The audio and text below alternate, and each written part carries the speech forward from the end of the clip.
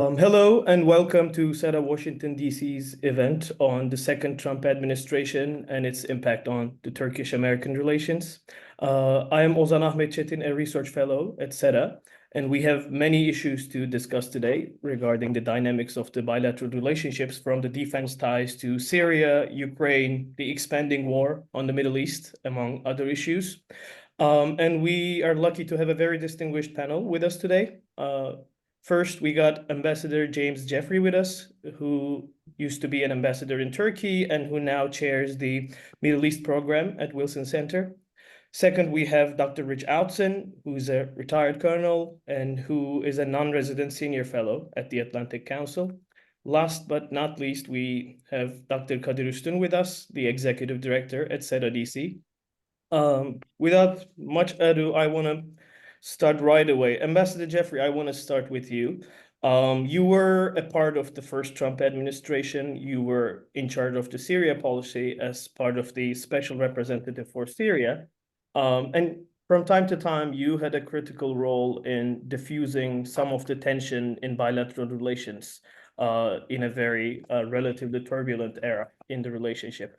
From what we know so far, what can you tell us about how the second Trump administration looks? Like, what are the challenges ahead and what are the areas for opportunity? What can you tell us? Well, first of all, thanks for having me on.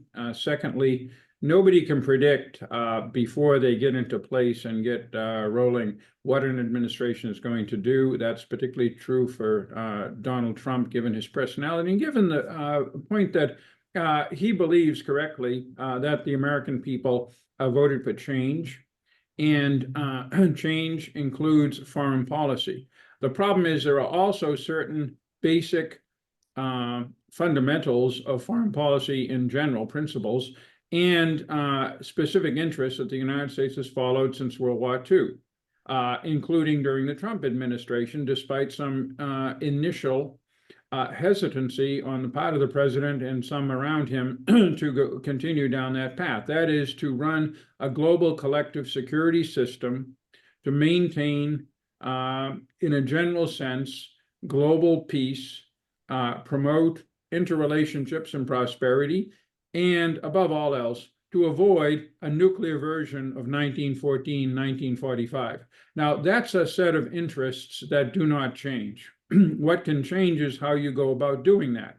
And there are isolationists, there are interventionists, there are status quo, realpolitik, collective security, and make the world free for democracy approaches that American governments have taken.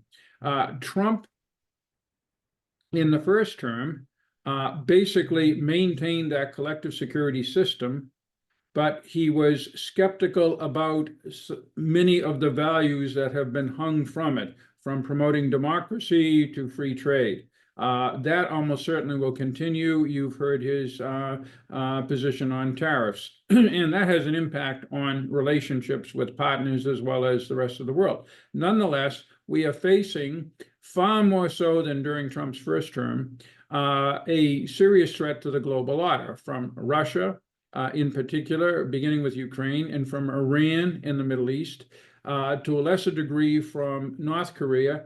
And China is the biggest question/problem because it is loosely aligned with Russia and the other partners, but it's clearly uneasy with what Russia is doing by invading another country. It doesn't like North Korea's involvement in that, and it's concerned about Iran's possibly exploding the Middle East, where China has significant trade and energy interests. So China is a little bit of a wild card, although it's by far the biggest potential threat. And Trump will have to face all of this. In terms of the relationship with Turkey, there are a lot of, as always, common interests to the extent America is playing this global security role, because Turkey not only benefits from it, it is a major contributor to it in Europe, from Ukraine to Africa and the Middle East. And that's a very important point to consider. So I think that there is a basis for good relations in terms of shared interests. There's a basis for good relations in terms of the friendship, I would say, between President Erdogan and Trump, which was quite important in the first administration. And thirdly, many of the frictions in the relationship have been somewhat, some have gone away, like Fethullah Gulen has passed away. Others, some of the human rights issues are not going to be a major issue with Trump. The S-400 F-35 issue has been somewhat assuaged by the F-16 purchase and possible options to move forward on that. And the situation in northeast Syria, while it isn't good from Turkey's standpoint or from America's, it's still a point of friction, has been managed pretty well since the October 2019 essential ceasefire between Vice President Pence and President Erdogan. Right. Thank you, Ambassador Jeffrey. Dr. Outzen, I want to switch to you. As Ambassador Jeffrey said, like the message from the election were largely perceived as now that Trump has a clear mandate to substantially overhaul the American policy, and that includes foreign policy. You were also part of the Syria team in the first Trump administration. What is your take and the outlook of the second administration, and how do you think the dynamics will change and the friction points Ambassador Jeffrey mentioned? Well, it's good to be with you, and always good to speak alongside my friend and mentor, Ambassador Jeffrey. So, look, I think the change that the ambassador referred to is overdue in a number of ways, leaving aside U.S. domestic politics, just looking at what we've been trying to do since the end of the Cold War. The United States went through a pretty ambitious period in the 1990s of trying to slay every dragon and democratize the world. We thought with the end of the Cold War that our moment of asymmetric advantage and power and general convergence on sort of, or what we thought was a general convergence globally on free market, free trade, or interdependent trade, sort of optimism about how governments in China and Russia and others would develop and converge on a liberal democratic model. And all the way through 2003 and the Iraq War, we were pushing this idea that history is on a certain path. If it hadn't ended in the sense that Francis Fukuyama wrote about it, that at the least it had reached a point where we were all converging, and the things that were obstacles to that needed to be removed. So we engaged through heavy diplomacy, military interventions in the Balkans, trying to bring even Russia into the fold of the European community, trying to bring Turkey into the European community. And yet there were some very intractable structural problems that even all the United States accumulated advantages of economy and military strength proved incapable of solving. We could not solve the issue of the Palestinians and a two-state solution that was going to be mutually satisfactory for the region. We could not democratize Iraq. We couldn't even stabilize Iraq really the way that we had wanted to. Then Libya followed after that. And if we had any illusion still that we were in a position to manage everything the way we had imagined we could, those were put paid by what happened in Syria. So I think that there's been a realization on the part of the American electorate, although it's been slower to reach policy elites in Washington, that we are in an era of great power competition, strategic competition, real challenges to U.S. primacy, hegemony, whatever you wanted to call that unipolar moment, and that we had to scale down a little bit of our expectations about how much we could do through military force, through diplomatic lecturing, and through the post-war security architecture as it existed. Now, I share with Ambassador Jeffrey, I think the view that we are still the single greatest power, the least bad option as a primus inter pares, the primary organizing power of the international system. But we have to recognize the limits of what we can do. And we can't fight multiple wars in multiple places. We couldn't do it in Afghanistan and Iraq successfully. Then the chances of doing it in Ukraine, the Taiwan Straits, and the Middle East simultaneously are equally remote. So that's what we're going through. Washington's going through a reassessment.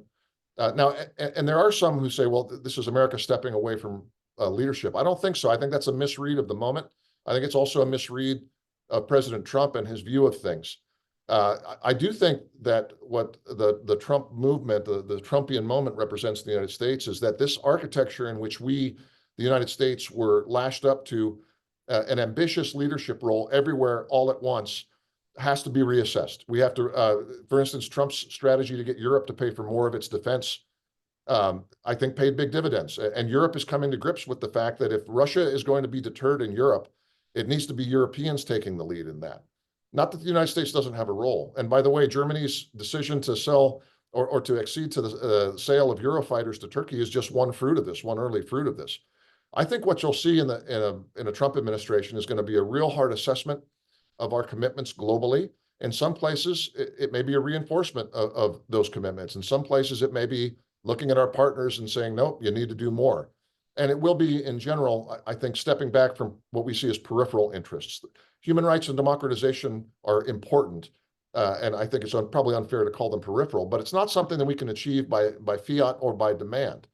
And I think that realpolitik, a little bit more modesty in the scope of our ambitions and how we portray them or pursue them, and more burden sharing is going to be the order of the day starting on January 21st. With regards to the U.S. and Turkey, I choose to be an optimist on this. And you know, we have to look at the regional situation. We have to look at the growth of Turkish power projection and its own ability to function as a regional and in some cases a multi-regional power. Its engagement in Africa, in the Balkans, in Central Asia, the Caucasus. There's obviously a consonance of U.S. and Turkish interests in some places and some friction of interest in those places. We're going to have a very effective transactional relationship.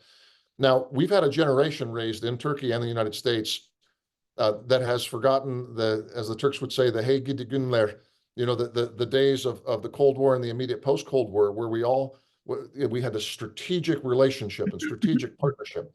That's not what we're at. We have a generation of Americans who think of Turkey as a problem. We have a generation of Turks who think of the United States in some sense as a threat, or you know, either through commission or omission and its regional policies. We need to work through that. But Trump's a businessman, and I think his general approach is going to be to look for a good and solid transactional relationship with Turkey in the realms of defense, industrial cooperation, specific regional projects. There's a lot of good that we can do. But the final thing I'll say in this round of comments is that personnel is policy, and there's a lot to still be determined in the next 2 months in terms of how the Trump administration is going to be staffed. There are people that are going to be in the administration that are a little skeptical of the U.S.-Turkish relationship, just like there have been people in the positions of authority in Türkiye who also have been skeptical of the relationship. So there's going to be some trust that needs to be rebuilt, and there's going to have to be some good transactional thinking.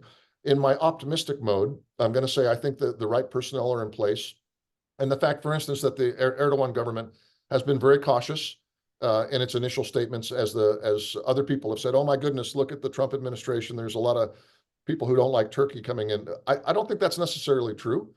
And I think that the Erdogan government has been very careful and guarded to protect the space for a better relationship thus far. Let's see how the next 2 months go in terms of building out the cabinet in the U.S. And of course, Senate plays a big role in that in their confirmation process. But I think we have a fresh page turning, and that always means the possibility to minimize or mitigate some of the conflicts that have been so bitterly contested between the two countries over the last 10 years, and to make some progress on those, but also on some new areas. Again, Central Asia, the Caucasus, and Africa are ones that jump to mind for me. Thank you, Dr. Outzen.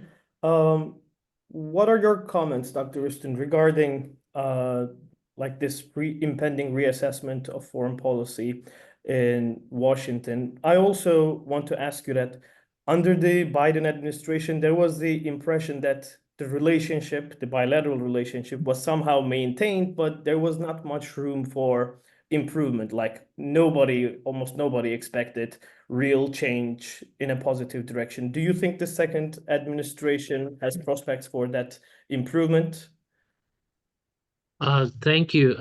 It's an honor to be on this panel with Ambassador and Rich. Let me just comment on the first Trump administration.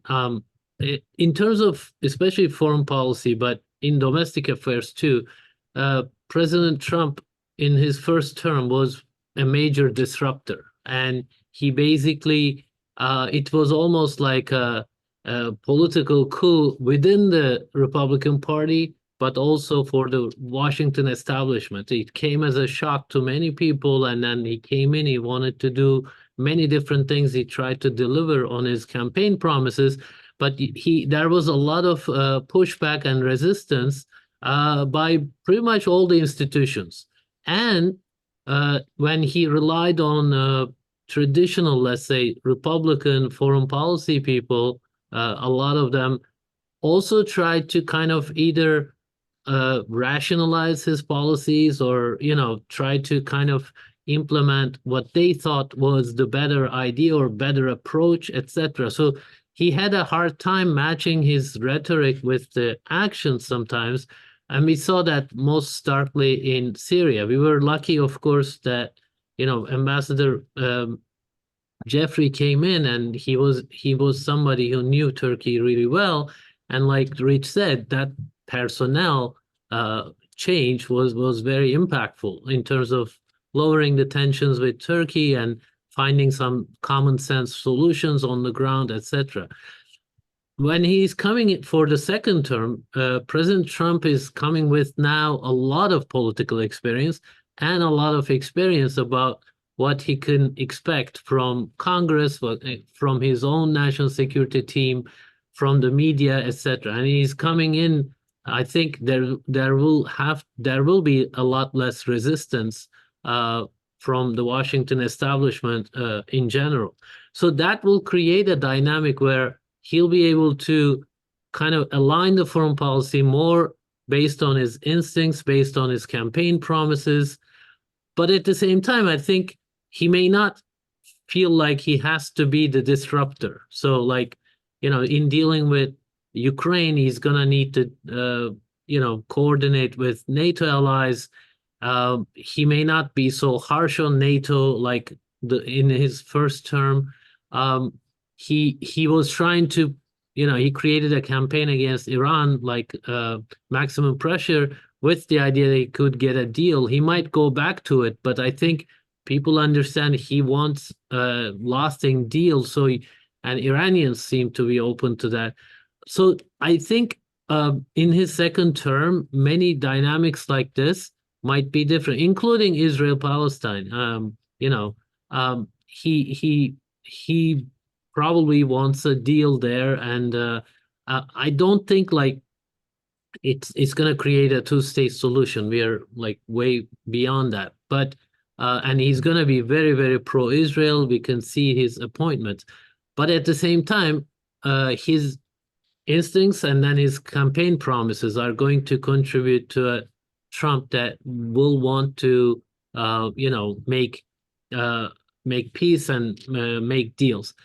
Will he be able to? That's a different story, right? He may have overpromised on Ukraine. The recent escalation may not be easy to, calm down just because it's Trump administration.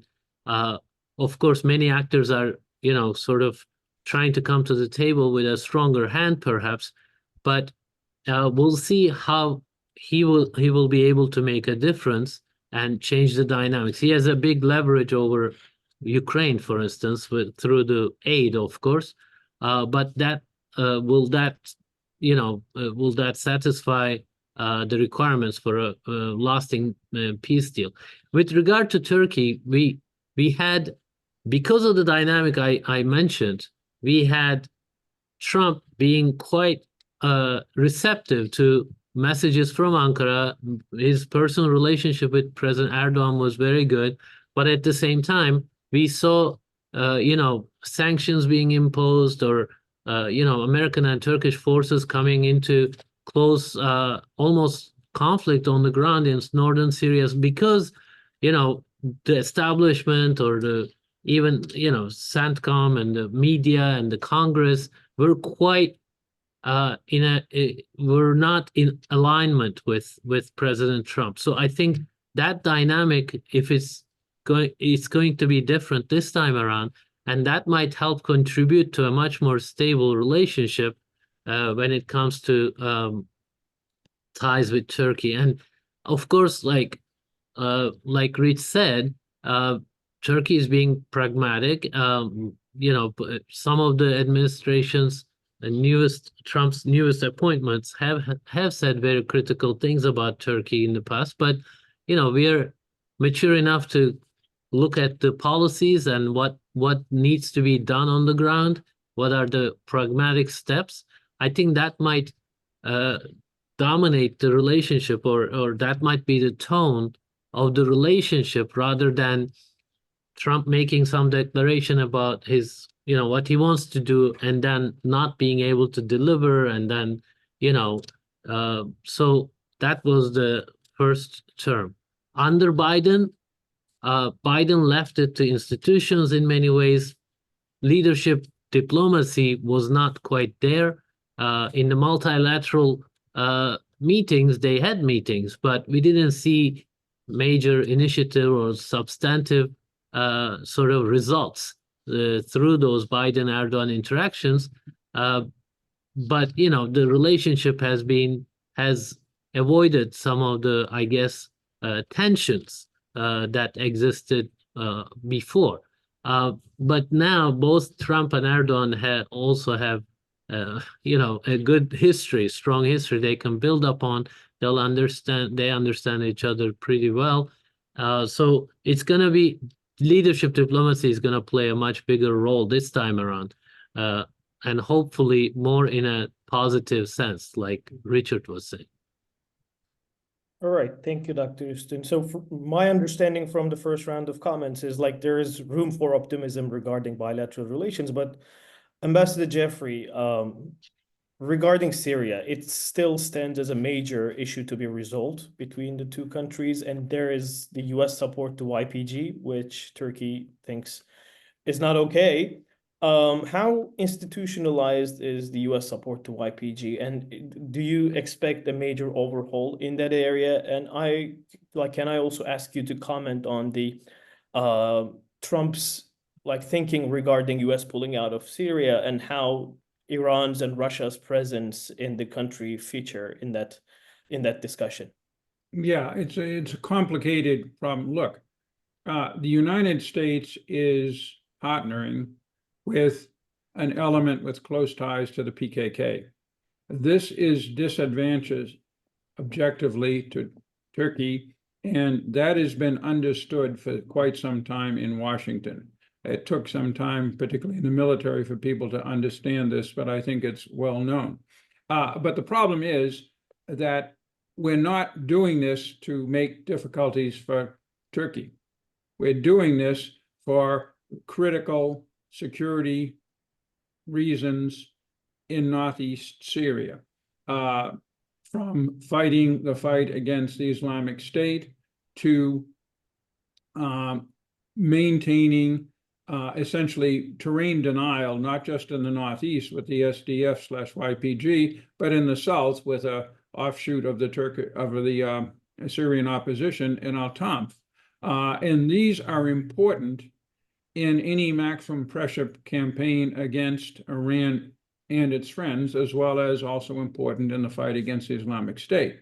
Now, if the United States leaves, that creates a vacuum and an opportunity for Iran, for Russia, for the Islamic State, for the PKK, and for Assad, none of which is good for Turkey, and none of which is good for the United States. That doesn't mean the United States might not leave Turkey. We don't know. President Trump 3 times took the decision that we should pull our troops out. Each time he was persuaded to change his mind. So we have to see. Furthermore, there's another factor, and that is the departure of US forces from Iraq by the end of 2026. That will pose practical, logistical problems for the American presence in the Northeast. The American presence in Al-Tanf, of course, is supported out of Jordan. So there is a ticking clock on the current arrangement. We have to find a different arrangement if we want to stay in Northeast Syria after December 2026. In any case, how that will involve Turkey, I don't know. What we are hearing from the Turkish side is that before the U.S. does anything, it should consult with Türkiye. This is very important because it's a very important security concern for Ankara as well as for Washington. I wouldn't predict anything, but what I would say is the presence of American forces, while it creates frictions with Turkey, it creates frictions obviously with the Russians, and certainly it's not something the Iranians like, is a solution to a package of problems that are important to the region, to Ankara, and to Washington. If we depart, we have a responsibility, one that I think the Trump administration would also recognize, to explain how we will maintain the current balance, the current balance of forces, the current, if you will, stalemate, frozen conflict in the northeast of Syria and in Syria as a whole, which is critically important right now. It's critically important that Syria has stayed out of the conflict between Israel, backed by the US, and Iran and its proxies, for example. So it is important for Turkey's long-term struggle with the PKK that it is not further threatened out of Syria. So there are all kinds of factors in play that would have to be considered. One answer, which is a problematic answer to be sure, is for the US to stay on as the partner of the YPG. There are other answers, but will have to be looked at before people can simply push a button, because that is irresponsible. And it will hurt the United States, it will hurt Turkey, it will hurt the people of Syria. Right. Thank you, Ambassador Jeffrey. Before we move on, I just want to remind the participants that you can ask your questions regarding the chat functionality. We'll make sure you ask them. Dr. Alton, I want to continue with another major issue area, Ukraine. So Turkey has been a part of some mediation efforts between the countries, as it maintains some relationship with Russia. And in the past, it has been part of arrangements like the grain deal. If the coming administration shows greater willingness to finish the conflict in Ukraine somehow, do you think this will have a positive effect on the bilateral relationship between Turkey and the US, by means of involving Turkey as part of the discussions? Because there is an alternative perspective to this as well. The relationship got better because Turkey was helping Ukraine. Now, if the Ukraine issue dissipates in Washington, that might decrease Turkey's importance as well. What's your take on this? Which one is more accurate? Well, I don't think a peace deal or negotiations would make the Turkish role less prominent or less important. I think, to the contrary, it would make it more important. We know that sometimes, to the dismay of the rest of NATO and certainly to people in Washington, that Ankara has tried to maintain commodious relations with Moscow throughout the course of the war. Now, it's been a careful balancing act. Of course, you know that Türkiye has had defense agreements with Ukraine dating back to the first invasion in 2014 and even predating that. But when the rest of the United States and Europe was haggling over should we provide anti-tank weapons or lethal aid of any sort, Türkiye was already sending drones and other aid to make sure that Ukraine could defend itself. And frankly, a Russian victory would be a calamity if Ukraine's independence were to be wiped out. So that Turkey actually incurred some political risk with regards to its allies at a certain point by being more forward in its support to Ukrainian defense. Now, the rest, after February 2022, the rest of Europe and the United States came to the conclusion they needed to ramp up aid, and since have eclipsed the amount that Turkey has given. And then the alternate problem has arisen, where Washington and some of our important allies in Europe want Turkey to do more, to join in economic sanctions, and to put the sort of diplomatic pressure that the rest of the Western alliance is doing. And Turkey has refrained from that. Turkey's situation is different. It has important economic ties with Russia. It's going to have to live next door to Russia one way or the other. But by maintaining this position of supporting sovereignty of Ukraine in legal and diplomatic terms and practically supporting its defense, while also maintaining relations with Russia, Turkey has achieved a position that makes it maybe the only Western power that could fundamentally take an important role. Let's assume that negotiations yielded some sort of an agreement where Ukraine stays independent and still has the ability to defend itself, but Russia agrees to something like either demilitarized zones, a cessation of hostilities. Each side gets something less than they want. There's almost certainly going to be a need for massive reconstruction, and there's almost certainly going to be a need for military observers and some sort of a disengagement force. And the Turks would be one of the few countries who are well positioned to do that because they're, to some extent, trusted, although not entirely satisfactory, either to Kyiv or to Moscow. So, no, I think a peace agreement, whether a Trump-led initiative would call on Ankara to be a formal partner in negotiations or not, that may or may not happen. But I think the ability, certainly because of Turkey's geography on the Black Sea, to be part of reconstruction, monitoring, and stabilization post-conflict is absolutely critical and irreplaceable. So, you know, the obvious need for Turkey to play a role in those things is not lost on Washington. So I think if we look at the broad scope of U.S. regional policies and where they're going to head under, likely going ahead in a Trump administration, I would worry less about Turkey being sidelined or losing importance on the conflict to the north than potentially on the conflict to the south, because it's been a very difficult, as the Gaza war has metastasized into a broader regional struggle between Israel and Iran. This has put new pressures. Obviously, Ankara's position of basically halting relations with Israel over this, although they've been careful to try to say this is about Netanyahu, not about Israel. That doesn't sell in Jerusalem, Tel Aviv, or in Washington. I think most people in Washington have come to the conclusion, and in Israel come to the conclusion that Turkey's essentially not on Israel's side in this. In an environment in which we can expect maximum pressure to come back with sort of a more hawkish view on Iran and a very strong pro-Israel sentiment, this is going to be a challenge for Turkey to have a voice in what unfolds in the Middle East. Now, Turkey, of course, has gone through significant recalibration and rapprochement in its relations with much of the Arab world. If you look at what's happened with the Gulf, with the Emirates, Saudi Arabia, Egypt, it's actually been pretty impressive. So the Arabs might be willing to contemplate some constructive Turkish role in whatever happens after this horrible conflict in the Middle East settles down. But the Washington and Israel, that's going to be an area where there's going to be the low trust level, and the skepticism about Turkish intentions in that region are probably going to be an obstacle to taking a substantive role there.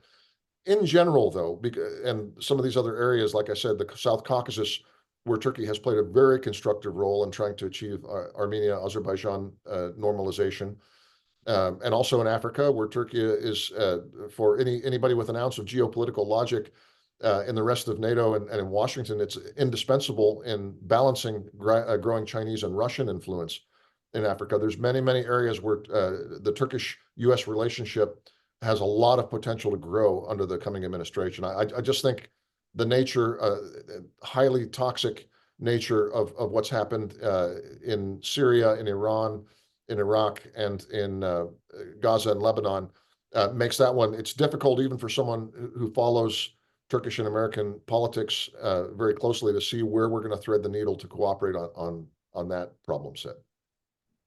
Right. Thank you.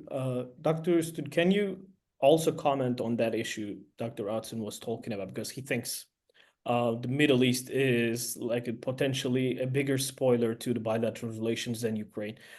Do you also believe that it might negatively influence the relations? The US's stance and Turkey's stance diverge significantly regarding the expanding war. How do you think it will feature, and what are the potential scenarios there, in your opinion? Certainly, that's going to be one of the difficult areas. When you look at Turkish policy right now, it's pretty much the only country, or one of the very few countries, who are fully sort of imposing sanctions against Israel and not, facilitating anything. That they stop trade, all of that, and the rhetoric has been strong. But there's been so much reaction from Europe, from other, institutions. There's the most recent ICC ruling, but now we have a dynamic where United States is refusing to is continuing to support Israel and protect it in international institutions, in the United States Nations Security Council and all that. And that will unlikely to change.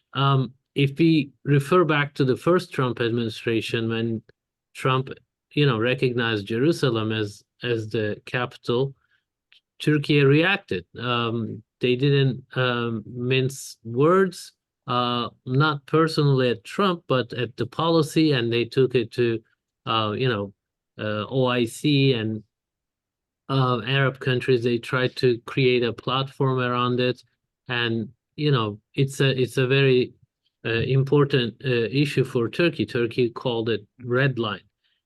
So I think those tensions will continue if that's Trump administration has shown already that with its appointments it's going to be very, very pro-Israel, and Turkey is not. It's very, very pro-Palestine.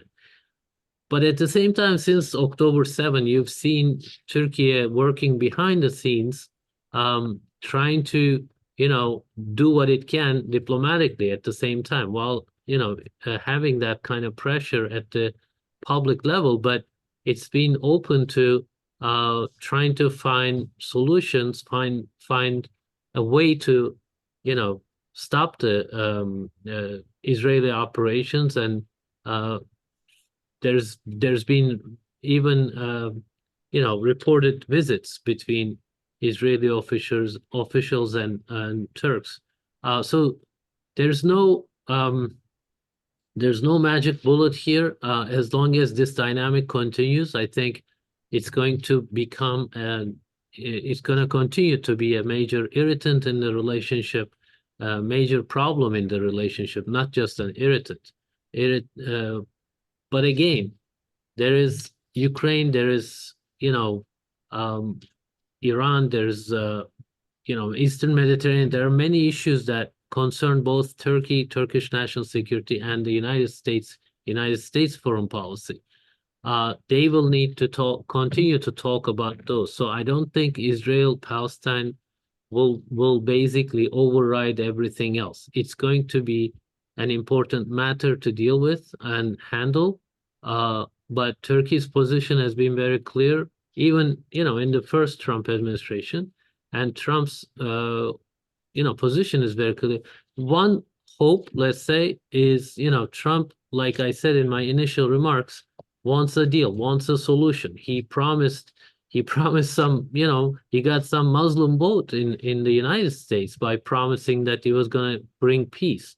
What that means, how it plays out, how it shapes up, you might even see him talking to President Erdogan and talking to the Turkish side about what they think, how things could play out. So I'm trying not to be too pessimistic, but I also want to be clear-eyed about this issue, which Turkey was normalizing right before October 7.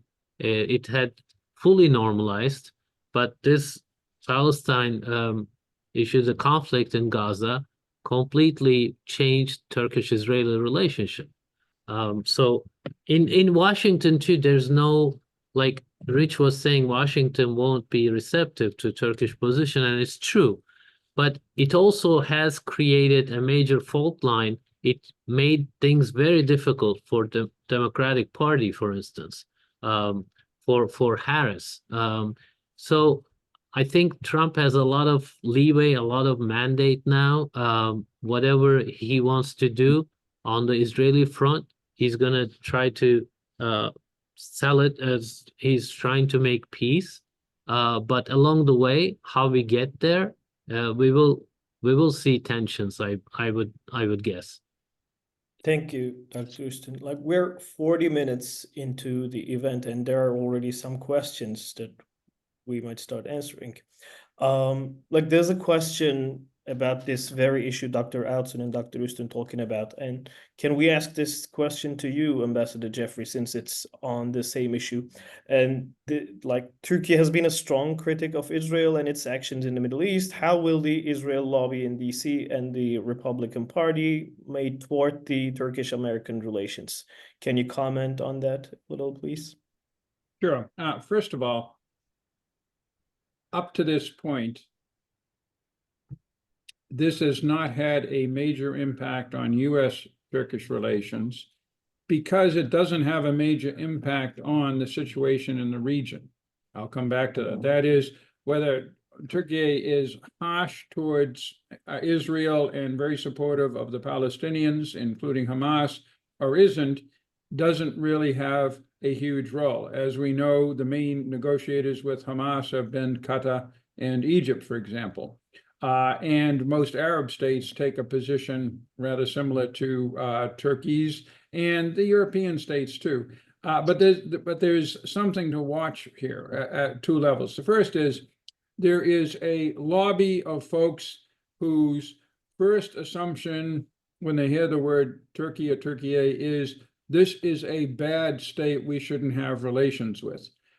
Then those people who still exist in Washington in both parties go off and find a reason for that they can project and use to defend their never diminishing dislike for Turkey. This is something hardwired into our relationship. They'll look at the Armenian genocide issue. They'll look at Turkey's problems with us in northeast Syria. They'll look at Turkish relations with Russia. They'll look at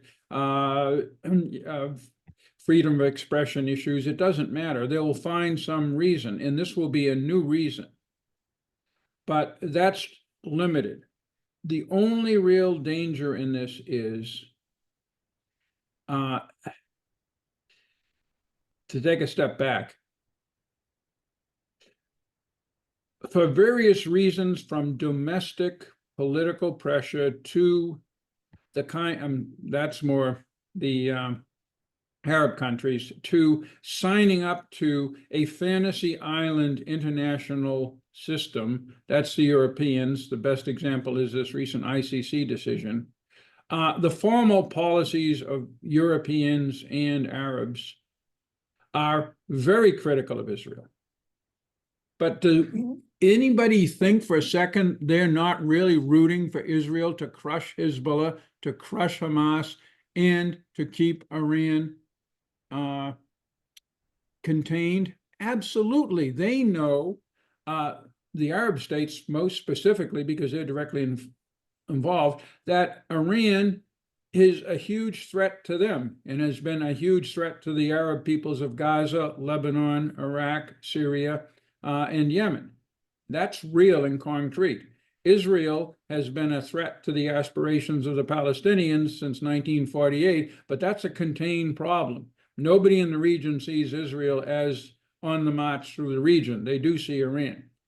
Here's where, and therefore it is possible for the United States to triangulate on this issue between Israel on one side and the Arab states or the Europeans on the other.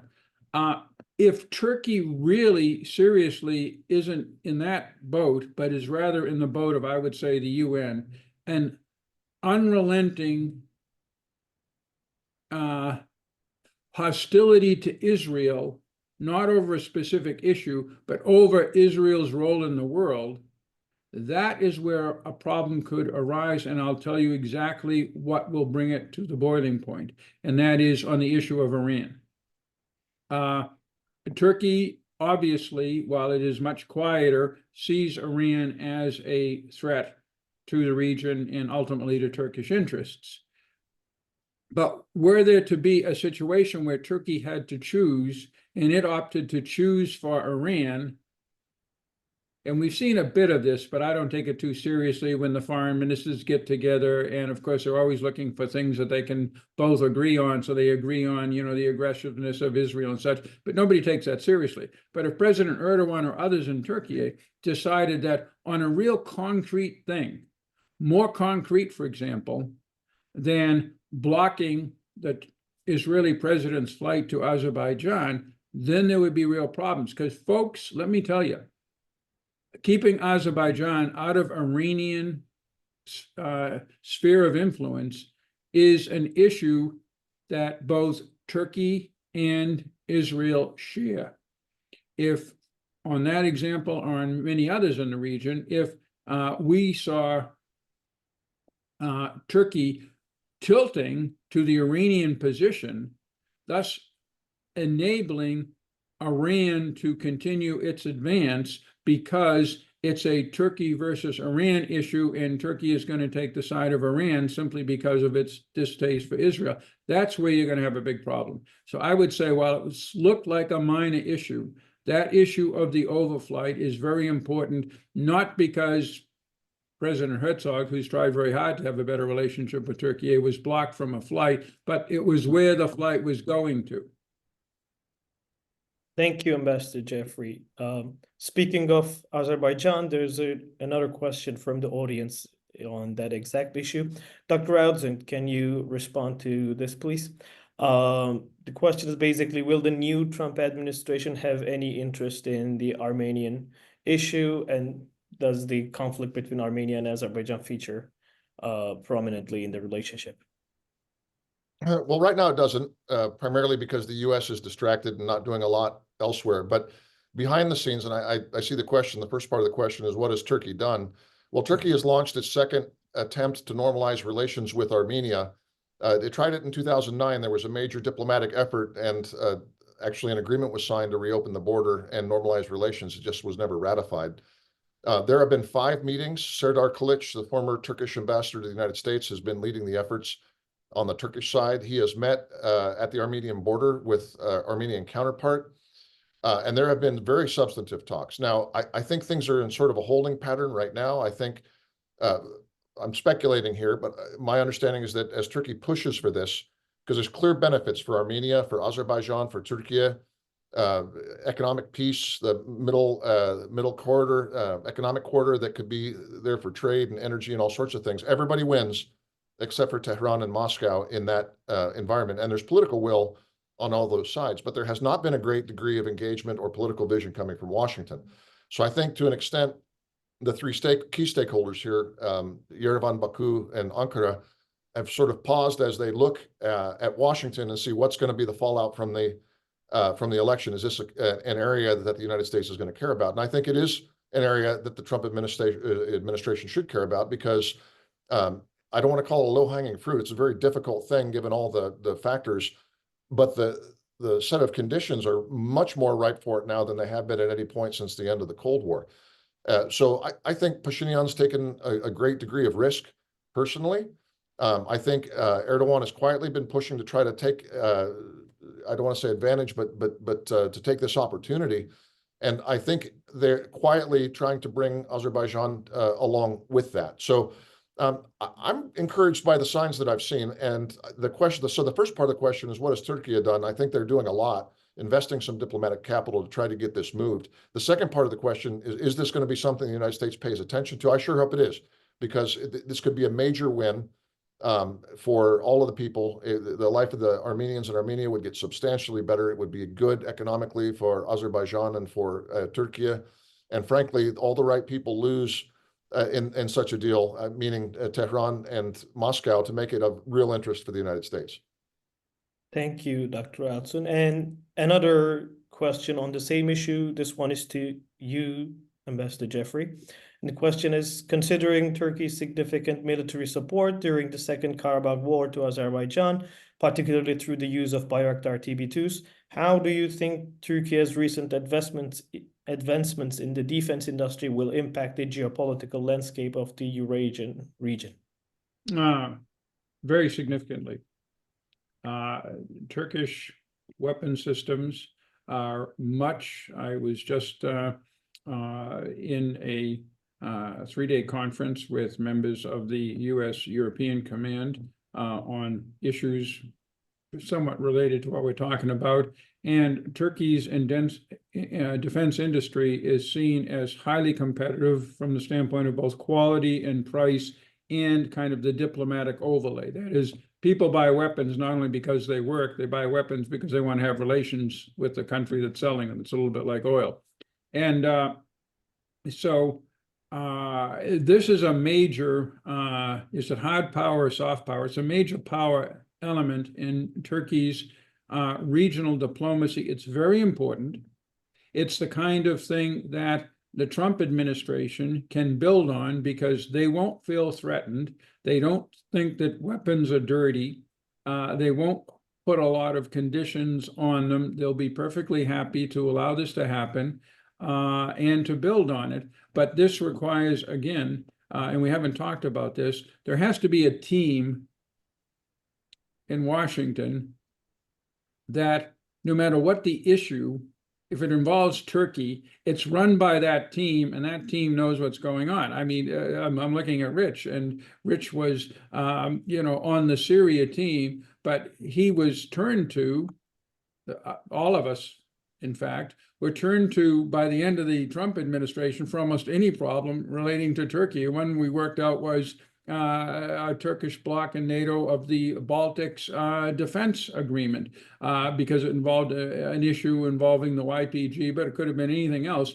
We just were the team that was working most closely with Turkey, and therefore we had an ability to see everything that was going on, and if we saw a problem, we could react to it, and we were usually listened to. So Trump will need to have someone like that. He will need to have a belly button, and he or she must think that they own the Turkey account and have a droit de regard over every single issue that the American bureaucracy is doing that touches Turkey to make sure that they're not doing something stupid. Thank you, Ambassador Jeffrey.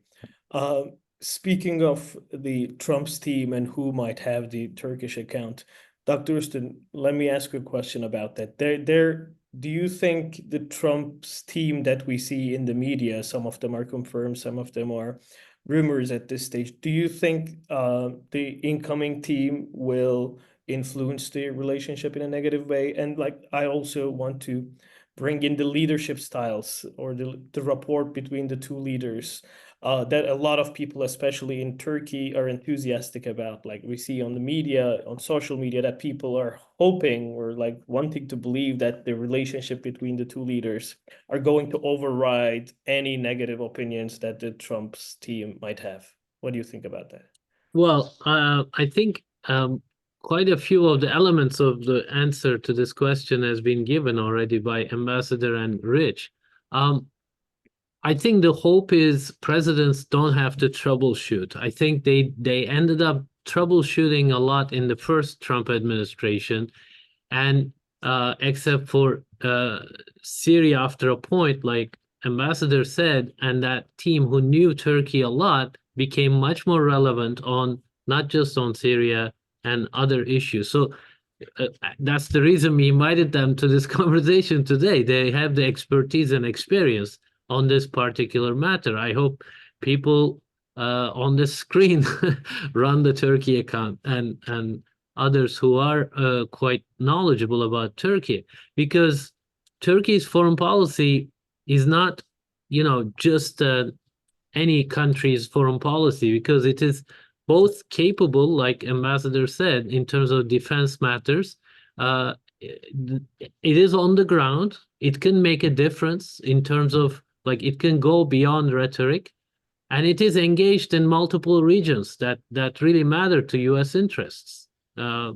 Ukraine, Iran, Azerbaijan, Eastern Mediterranean, Libya, Syria, among others. So because of that, that's the hope. But the team, of course, is going to be much more, I think, deferential and supportive of what Trump wants to do. And in that first administration, that was not quite there. Whatever Trump wanted to do and said that he would do, we had very quickly sometimes, from the media, we would hear some officials saying, well, we're not going to leave Syria, or we're going to do this, we're going to do that. They would always somehow, put some conditions on what Trump was saying or wanted to do. So again, that dynamic will change. And like Ambassador said, there is a default position in Washington. Anything that has to do with Turkey, there's Erdogan there, so we don't want to deal with Turkey, or that's got negative connotations. But what we've also seen is that Turkish foreign policy has gotten so engaged and involved, especially since the failed coup attempt in the region. It has become so relevant that you don't have to like Turkey to see the need that you need to talk and cooperate. And I think both like on Iran issue, like Ambassador was saying, how that strategic alignment with Iran would be a problem, not Turkey's concerns about Gaza. That would be a serious problem for Trump administration. We've seen Turkey has done a lot of things to try to solve Iran nuclear issue or reduce tensions, but you didn't see Turkey seriously strategically align itself with Iran just because it's upset with Israel and stuff like that. And I think Turkey cares a lot about Azerbaijan and how their position in the region, is relevant for the Turkish interests, but also for the peace and stability in the South Caucasus. And it's the attention it's been paying a lot to Central Asian nations in recent years. There's also that context for Turkey. So yes, Washington will say things that might irritate Turkey. Turkey might say things that might irritate Washington. But in terms of capability, actual policy on the ground, what's happening on the ground, those will matter. And I think if Trump himself finds Turkey, much more cooperative on most occasions, he will be able to say, you know what, we can just ignore that or whatever. So it's more like, are they cooperating? Are they talking to each other? And I think they will. All right. Thank you very much, Dr. Üstün. Look, it's almost an hour, but I want to ask one final question to Dr. Outson on an issue we already briefly touched, and that is China. We know the US, especially the Trump administration, will regard China as the bigger threat to US hegemony in the world. Can you expand a little bit on the role Turkey might play in that calculation? Is there a place for Turkey to play there? I think there is. It would be asking too much to ask, and it won't be asked anyway. If the United States were to ask Türkiye to say join AUKUS or the Quad, or somehow directly confront China. Look, China's an important economic partner for Türkiye, and for the same reasons that Türkiye's economic relations with Russia mean that it's been less than totally forthcoming in U.S. Attempts to enlist it in economic pressure campaigns on Russia. The same thing applies with China. There's 2 or 3 areas, though, where in an indirect way, Türkiye can be very valuable in this global competition that the United States clearly is in now with China. The first is purely economic, and that is with regards to supply chain vulnerability and friendshoring and that sort of thing.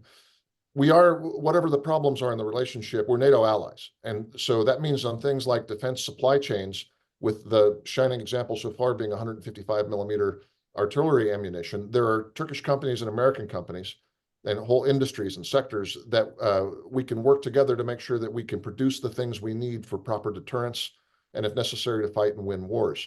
So I think that's not just military goods. That also goes to things that the Turkish industry.